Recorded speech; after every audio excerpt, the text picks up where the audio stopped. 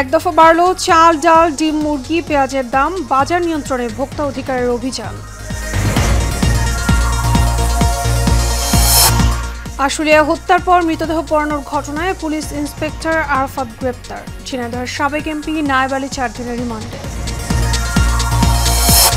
এবং কক্সবাজারের পৃথক পাহাড় ধসে রোহিঙ্গা সহ 6 জনের মৃত্যু। 24 ঘন্টায় 401 মিলিমিটার বৃষ্টিপাত রেকর্ড।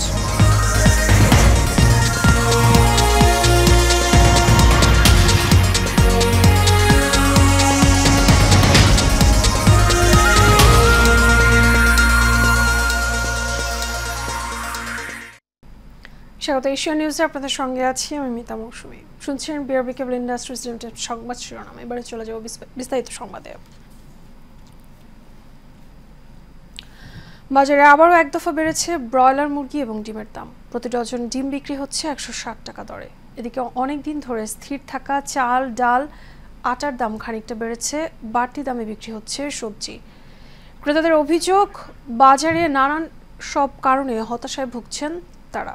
কাস্টমারদের রিপোর্টে বিস্তারিত। রাজধানীর বাজারগুলোতে পাইকারি পর্যায়ে পেঁয়াজ, আলু, ডিম, মুরগি, সবজি সহ প্রায় সব ধরনের পণ্যের দাম কিছুটা বেড়েছে।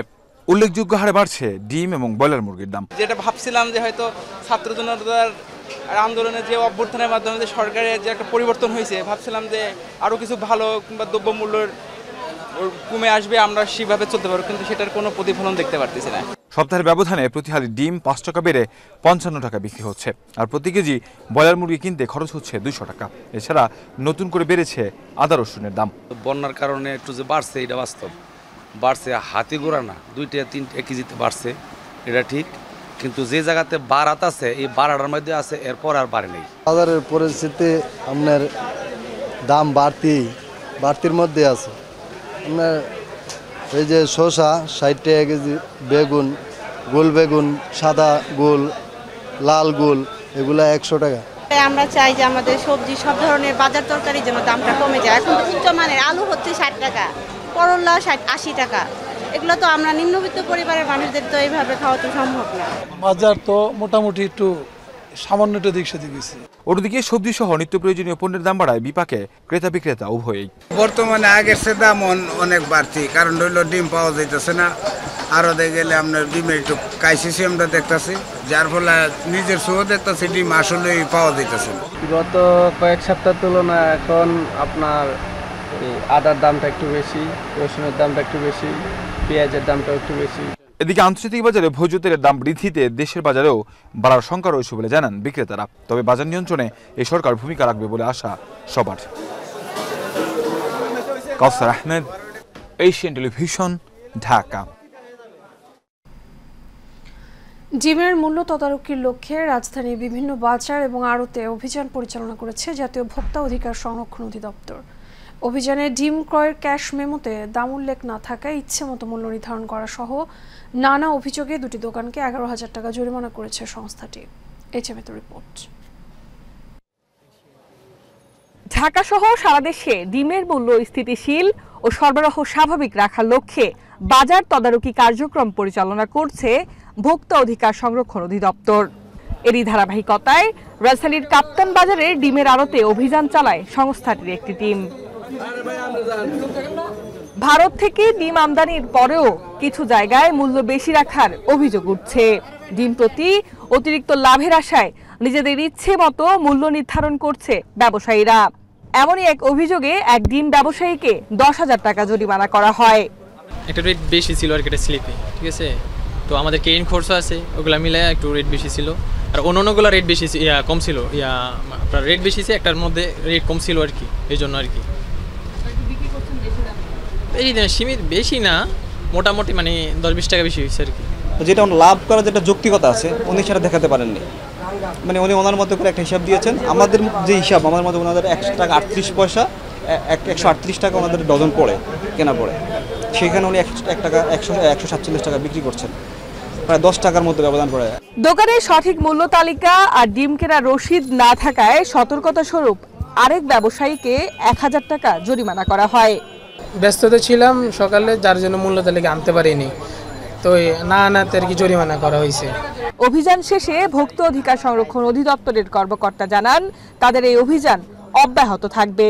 যেখান থেকে ডিমটা ক্রয় করে সেটা ক্রয় রসিদটা দেখি এবং মূল্য তালিকা সঠিকভাবে টাঙিয়েছে কিনা, যৌক্তিক মূল্যে বিক্রি করছে কিনা এবং বিক্রি করার ক্ষেত্রে বিক্রয় রসিদ দিচ্ছে কিনা সেই বিষয়গুলো আমরা দেখছি। এদিকে অভিযান শুরুর পর অনেক দোকানই নানা বাহানায় দোকান বন্ধ করে পালিয়ে যায়।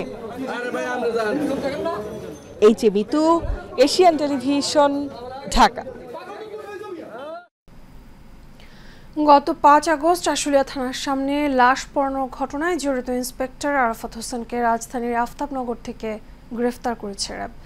আজ তাকে গ্রেফতার করা হয়। সম্প্রতি সামাজিক যোগাযোগ মাধ্যম ফেসবুকে 1 মিনিট 14 সেকেন্ডের একটি ভিডিও ভাইরাল হয়। ভিডিওতে দেখা যায় গুলিবিদ্ধ লাশ গুনে গুনে ভ্যানে তুলছেন পুলিশ সদস্যরা। পরে একটি পরিত্যক্ত ব্যানার দিয়ে সেগুলো ঢেকে দেওয়া হচ্ছে। ভিডিওতে পুলিশের ভেস্ট আর হেলমেট পরা যাদের দেখা গেছে তাদের একজন ঢাকা উত্তরের গোয়েন্দা পুলিশের তদন্ত কর্মকর্তা আরাফাত হোসেন। বিষয়টি প্রকাশ্যে আসার পরে আত্মগোপনে চলে যান তিনি। এই ঘটনায় দায়ের করা মামলায় রাজধানীর আফতাবনগর থেকে তাকে গ্রেফতার করা হয়েছে।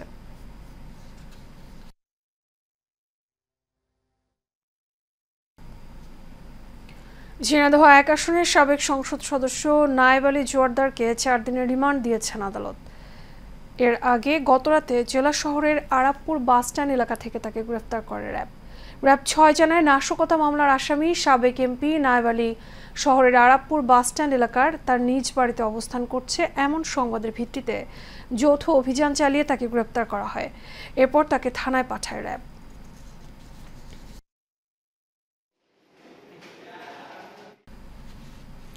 বৈষম্য বিরোধী ছাত্রদের সমালোচনার বিষয়ে আরও সংযত হওয়ার আহ্বান জানিয়েছেন বিএনপির স্থায়ী কমিটির সদস্য সেলিমা রহমান। সকালে জাতীয় প্রেস ক্লাবে প্রজন্ম দল কেন্দ্রীয় কমিটি আয়োজিত বৈষম্য বিরোধী ছাত্র আন্দোলনে নিহতদের পরিবারকে আর্থিক সহায়তা প্রদান অনুষ্ঠানে আহ্বান জানান তিনি। এ সময় তিনি বলেন, স্বাধীনতা পেলেও আন্দোলন চলছে কারণ দুষ্কৃতিকারীরা এখনও চক্রান্ত করছে। সেলিমা রহমান বলেন, আওয়ামী লীগ বিএনপি চেয়ারপারসন বেগম খালেদা জিয়াকে স্লো পয়জনিং করে এমন অসুস্থ করেছেন যে বিমানে ভ্রমণ করে বিদেশে চিকিৎসা করার মতো অবস্থা তার নেই। বাংলাদেশ নিয়ে ভারত নানাভাবে চক্রান্ত করছে, এজন্য সবাইকে ঐক্যবদ্ধ হওয়ার আহ্বান জানান বিএনপির এই স্থায়ী কমিটির সদস্য।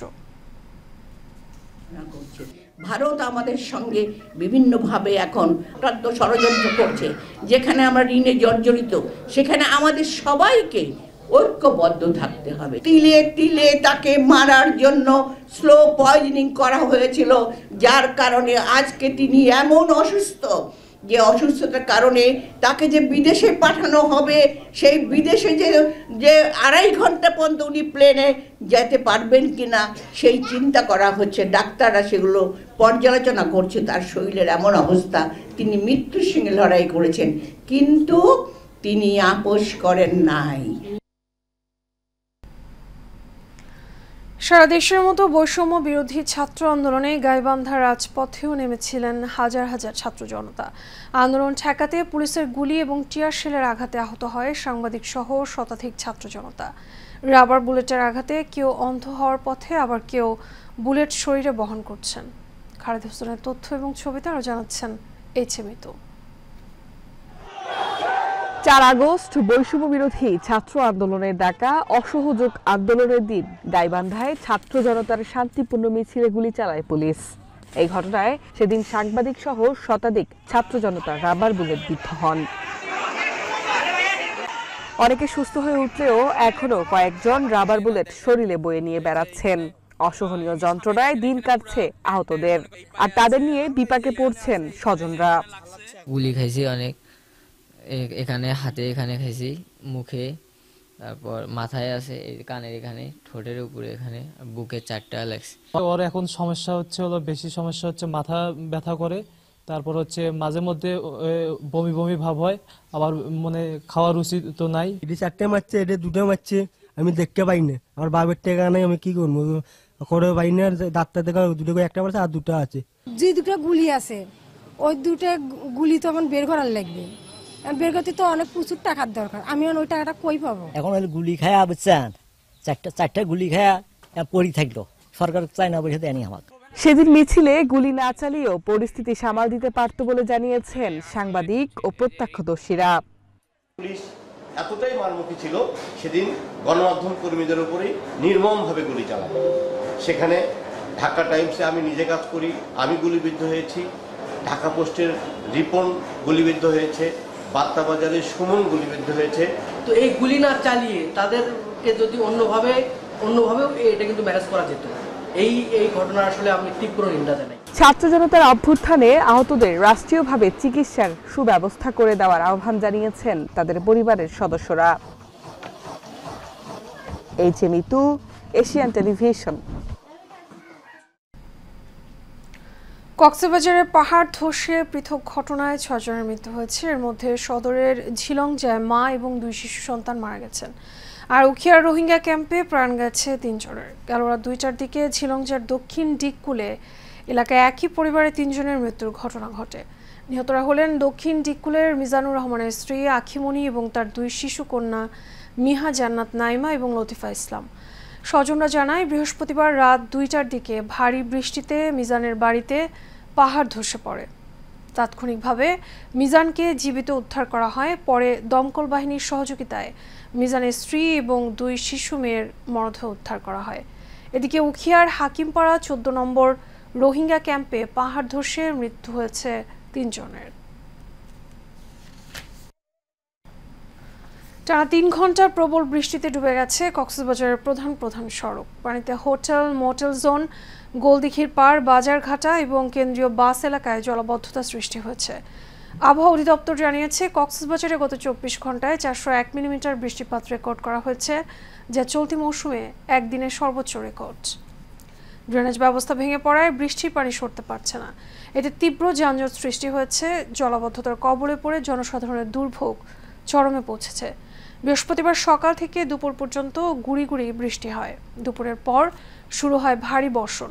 সন্ধ্যা পর্যন্ত অব্যাহত থাকে বৃষ্টি। ভারী বর্ষণে ইতিমধ্যে শহর ছাড়াও জেলার বিভিন্ন স্থানের নিম্নাঞ্চল প্লাবিত হয়েছে।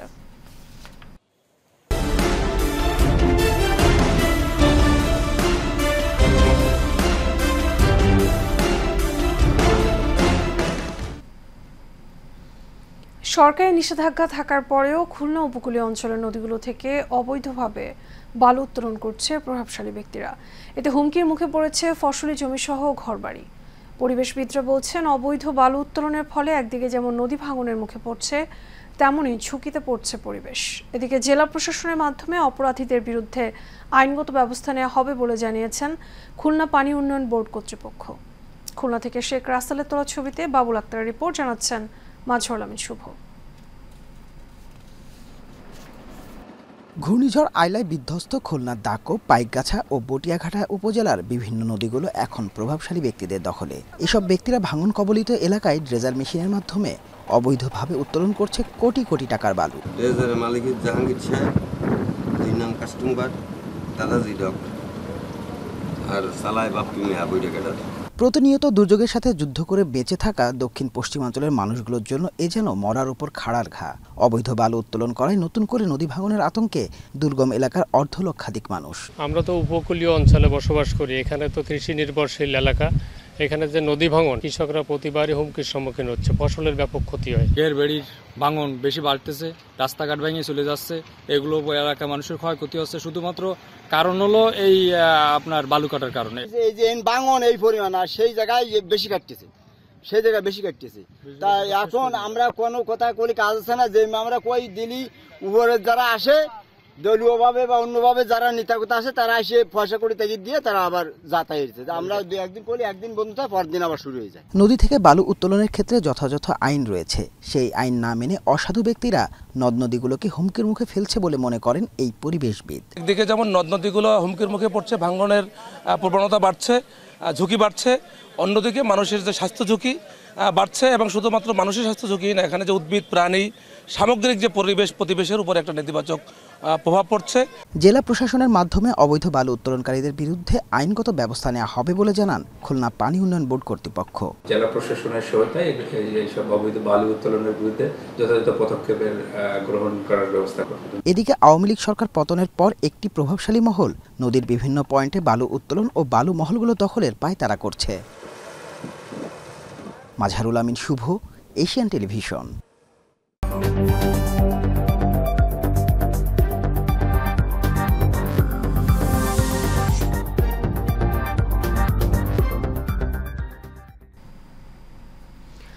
মাদক হচ্ছে মরণ ব্যাধি, যুব সমাজকে ধ্বংসের একমাত্র মাধ্যম। একটি সুন্দর সমাজ করতে মাদক প্রতিরোধ করতে হবে বলে জানিয়েছেন চট্টগ্রামের সাতকানিয়া সাবেক উপজেলা চেয়ারম্যান মোহাম্মদ জসিমউদ্দিন।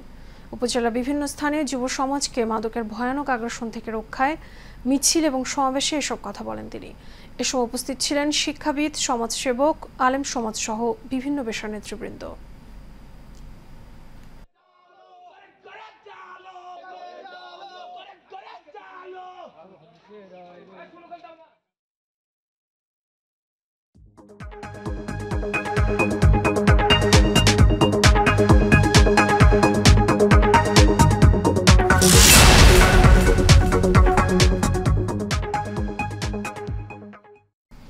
এবার এক্সিম ব্যাংক বাণিজ্য সংবাদ। দেশের রাজনৈতিক পট পরিবর্তনের পর গেল সপ্তাহে অগ্রণী ব্যাংকের চেয়ারম্যান হয়ে এসেছেন ব্যাংকটির এক সময়কার ব্যবস্থাপনা পরিচালক সৈয়দ আবু নাসের বখতিয়ার আহমেদ। পূর্ব অভিজ্ঞতা দিয়ে ব্যাংকটিকে ঢেলে সাজাতে চান তিনি। এশিয়ান টেলিভিশনকে তিনি জানিয়েছেন সেসব পরিকল্পনা। এই সীমিত রিপোর্টে দেখুন বিস্তারিত। একটা সময়ে রাষ্ট্রায়ত্ত ব্যাংকগুলোর মধ্যে ভালো অবস্থানে ছিল অগ্রণী ব্যাংক, কিন্তু খেলাপি ঋণ বৃদ্ধি, প্রাতিষ্ঠানিক সুশাসনের ঘাটতি ছাড়াও নানা অনিয়মে জর্জরিত হয়ে পড়ে ব্যাংকটি। দেশের রাজনৈতিক পট পরিবর্তনের পর ব্যাংকটির চেয়ারম্যান হয়ে এসেছেন একসময়কার ব্যবস্থাপনা পরিচালক সৈয়দ আবু নাসের বখতিয়ার আহমেদ। অগ্রণী ব্যাংকের নতুন এই চেয়ারম্যান বলছেন ব্যাংকটিকে এগিয়ে নিতে অনেক চ্যালেঞ্জ রয়েছে, তবে চ্যালেঞ্জ যাই আসুক ব্যাংকে এগিয়ে নিতে সবার প্রথমে ইচ্ছে থাকা জরুরি। সেই ইচ্ছে থাকলেই নির্ধারিত গন্তব্যে পৌঁছানো সম্ভব। সততা দরকার, অনেস্টি, স্বচ্ছতা দরকার, ট্রান্সপারেন্সি, আর একটা জিনিসের দরকার অ্যাকাউন্টেবিলিটি, জবাবদিহিতা। এই তিনটা জিনিসের উপরে বেস করে প্রতিটা লেভেল, যেটা কর্পোরেট গভর্নেন্সের মেন বলবো পিরামিড, মেন কি বলে এটাকে, স্তম্ভ, সেগুলিকে যদি কাজ করা যায় তাহলে কিন্তু সম্ভব আমরা টপ ব্যাংক হতে পারি।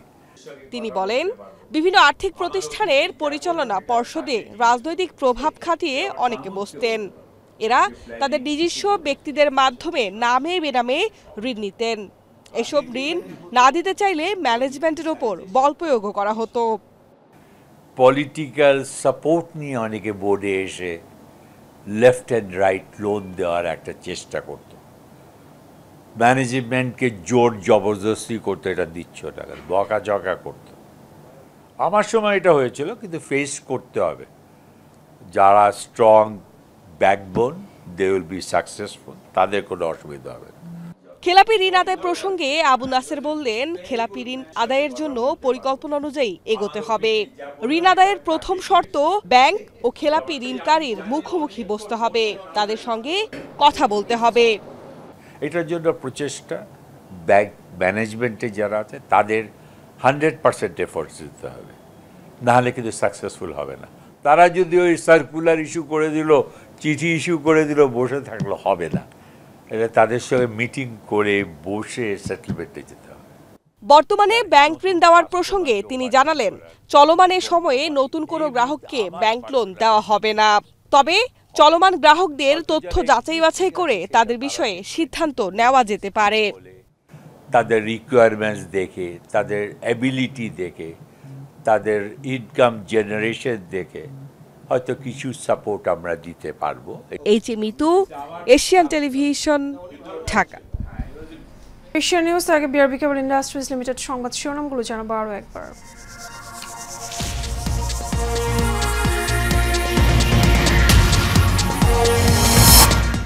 আরও এক দফা বাড়ল চাল, ডাল, ডিম, মুরগি, পেঁয়াজের দাম। বাজার নিয়ন্ত্রণে ভোক্তা অধিকারের অভিযান।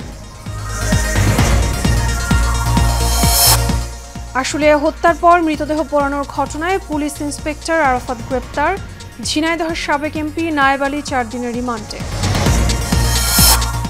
এবং কক্সবাজারের পৃথক পাহাড় ধসে রোহিঙ্গা সহ 6 জনের মৃত্যু। 24 ঘন্টায় 401 মিলিমিটার বৃষ্টিপাত রেকর্ড। এশিয়া নিউজের পর্যন্ত। আমাদের পরবর্তী সংবাদ দেখার আমন্ত্রণ রইল। এখন সাথে থাকার জন্য ধন্যবাদ সবাইকে।